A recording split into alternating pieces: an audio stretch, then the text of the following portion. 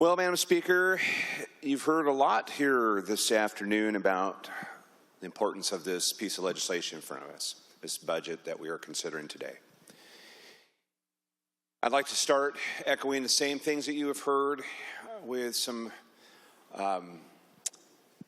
words about the good chair and the honor it is to work with him. Madam Speaker, this has been truly the most difficult budget work that I have done. And I know the amount of hours that I've put into this, along with my great assistant rankings and the great vice chairs that work on the budget cabinet. But Madam Speaker, I don't think anybody has put in as much time as the chair. The work that he's done. If I did an hour or two, he probably did 4 or 5 in addition on almost every issue. Madam Speaker, that's a testament to the due diligence that we have put into the piece of legislation today. Now, as you've heard, Madam Speaker, it's going to be mixed, and that's tough because we always get there.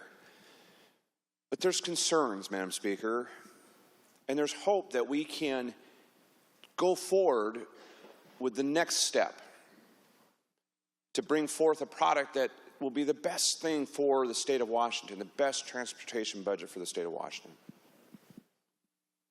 Madam Speaker, when we started this out, the chair and I had meetings before we even got here.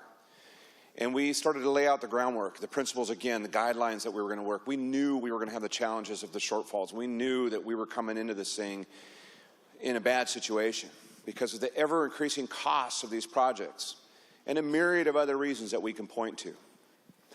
And we made some tough decisions before we even got here, and then once we got here, we had to do that. You've heard about projects being paused. You've heard about things being canceled. You've heard about priorities having to be rearranged. For the most part, he and I agree on those, and of course, there are things that we disagree on. That's good. It makes for robust conversations about what we really need to be getting at. Madam Speaker, we started with a no new revenue proposal. At the foundation of this budget is that proposal. That is the bedrock that we are building this budget on. We recognize that this is not the time. We recognize that this is a difficult time in the state of Washington for new taxes. You heard that for many hours the other night, Madam Speaker. No different. Madam Speaker, this is a year that you can't really separate the worlds of transportation, of operating, and of capital. They're all intertwined with the conversation around revenue and the conversation about the issues that we're facing. But Madam Speaker, the foundation of this, the work that we did, the priorities, maintaining our state patrol to make sure that the men and women who serve the people of Washington State and protect us every single day on the road are taken care of. Making sure that maintenance and preservation is a priority, and that safety is part of that conversation to make our roads as safe as possible. Our ferry system, Madam Speaker, that has been a point of contention and concern for so many residents in Washington State, is a priority. And many other things, including active transportation and transit and rail and all the things that we've talked about. They're all in here. But Madam Speaker, I'm confident that this foundation, our responsibility to pass a budget for this biennium, we could do within the context of this without the taxation question being proposed. And I'm glad that the chair and I and others have kept that separate from this conversation with what we're looking at today. Madam Speaker, I think that as we look at this in comparison to what we are going to be considering over the next several weeks with what's being proposed by the other chamber just across the rotunda, Madam Speaker, this body, the House, can look at this proposal and know that this is the fiscally conservative. This is the proper fiscal approach. This is looking at working within our means first and foremost. Madam Speaker, this is not an addition to budget. This is not a budget where we are adding new things, new projects, and spreading it around for everybody. I wish we could. You've heard that today on critical situations like Highway 12 and many others.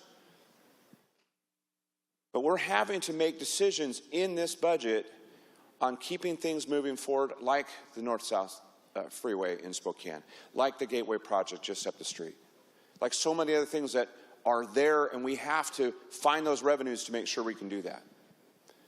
But Madam Speaker, we're not assuming that we're going to have all this extra revenue and that we're going to be able to do all these new things. Madam Speaker, this is not a transportation revenue package.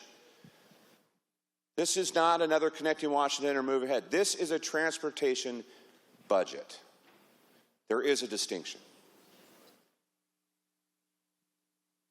Madam Speaker, I am going to be a yes today because of those very reasons.